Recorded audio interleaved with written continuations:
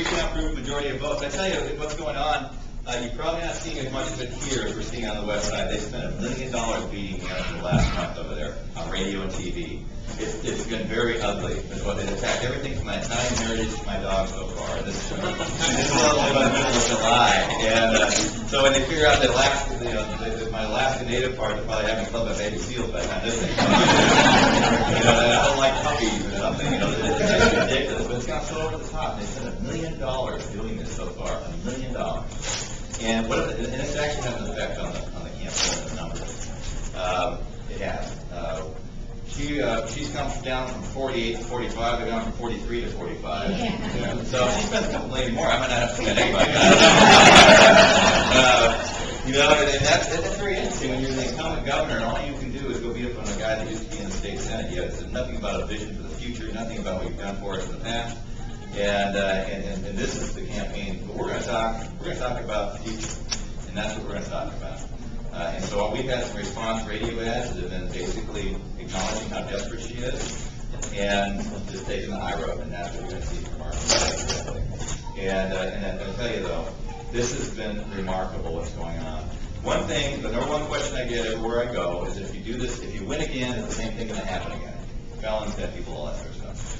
And I want you to understand something important, because I need you to tell everybody else, is that the media really hasn't come talking about this enough, I don't believe, is that I wouldn't do this again. I wouldn't do this again if I thought I was on the same playing field. I got other things to do with my life.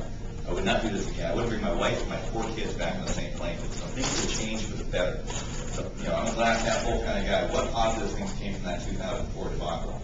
Well, what positive things came is that before, in 2004, our Secretary of State did not have a statewide voter database.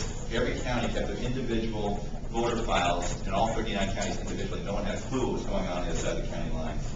With the debacle of the 2004 election, Secretary of State Sam Reed now has a statewide voter database. He's wiped off over 460,000 registrations that shouldn't have been on the voting roll.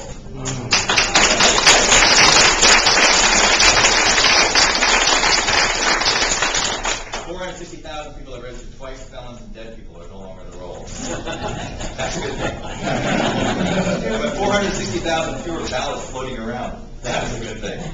But there's something else they aren't telling you about either. There's this left-wing group in Seattle called Acorn that were filing phony voter registrations. And they got caught. 7 of those people from Acorn were indicted, and they're now in prison for election fraud.